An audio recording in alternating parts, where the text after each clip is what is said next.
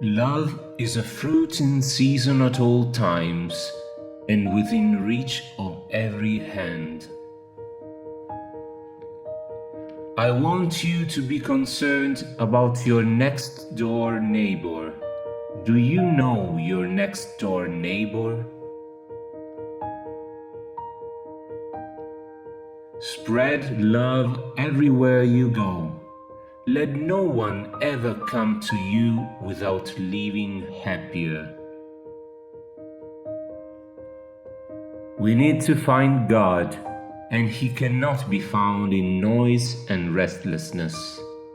God is the friend of silence. See how nature, trees, flowers, grass grows in silence. See the stars, the moon and the sun, how they move in silence. We need silence to be able to touch souls.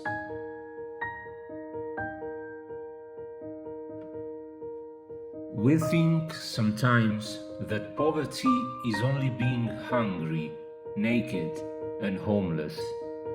The poverty of being unwanted, unloved, and uncared for is the greatest poverty.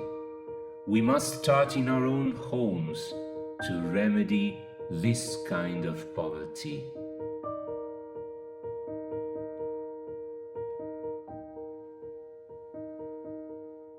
Be faithful in small things, because it is in them that your strength lies. The miracle is not that we do this work, but that we are happy to do it. I have found the paradox that if you love until it hurts, there can be no more hurt, only more love. Let us touch the dying, the poor, the lonely, and the unwanted according to the graces we have received. And let us not be ashamed or slow to do the humble work.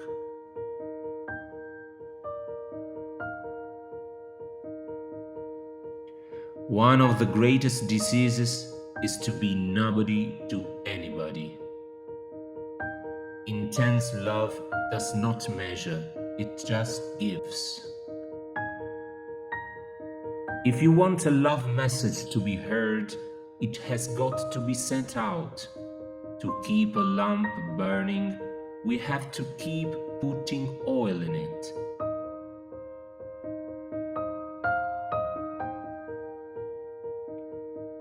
Love begins at home, and it is not how much we do, but how much love we put in that action.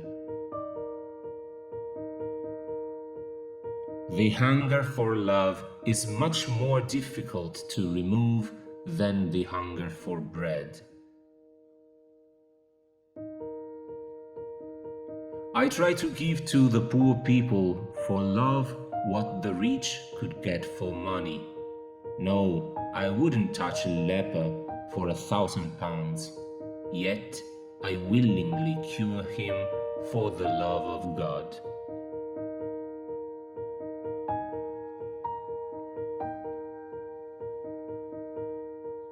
Words which do not give the light of Christ increase the darkness. We ourselves feel that what we are doing is just a drop in the ocean, but the ocean would be less because of that missing drop.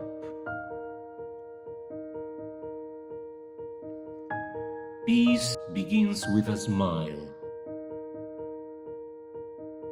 Let us always meet each other with a smile, for the smile is the beginning of love.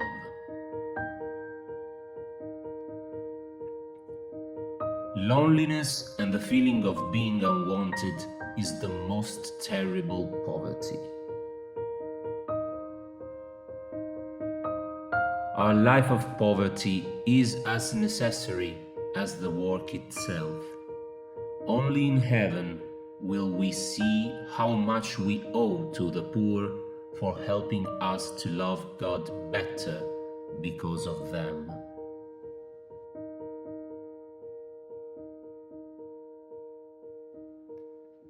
Being unwanted, unloved, uncared for, forgotten by everybody, I think that is a much greater hunger, a much greater poverty than the person who has nothing to eat.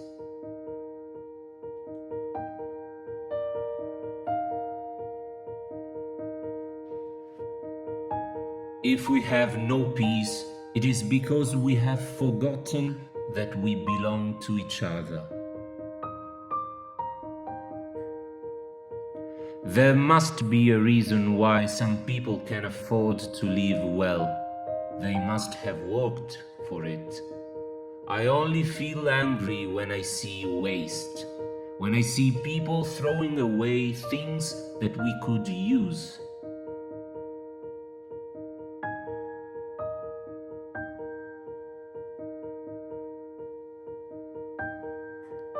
The biggest disease today is not leprosy or tuberculosis, but rather the feeling of being unwanted. Many people mistake our work for our vocation. Our vocation is the love of Jesus. We shall never know all the good that a simple smile can do. Love begins by taking care of the closest ones, the ones at home. The greatest destroyer of peace is abortion, because if a mother can kill her own child, what is left for me to kill you and you to kill me? There is nothing between.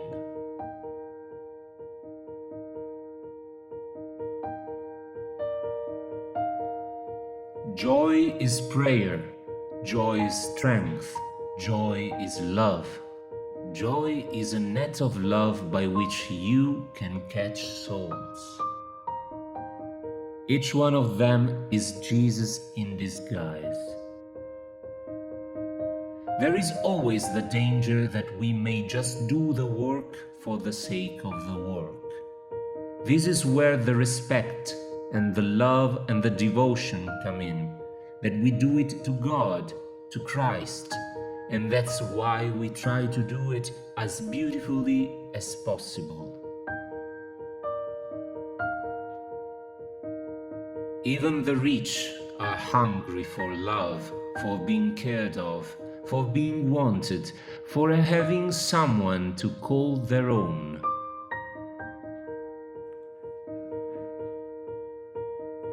Let us not be satisfied with just giving money.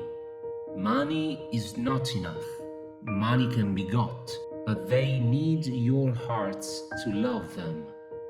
So spread your love everywhere you go.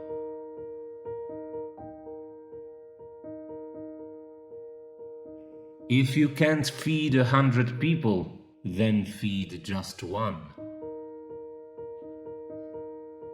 Let us more and more insist on raising funds of love, of kindness, of understanding, of peace. Money will come if we seek first the kingdom of God. The rest will be given.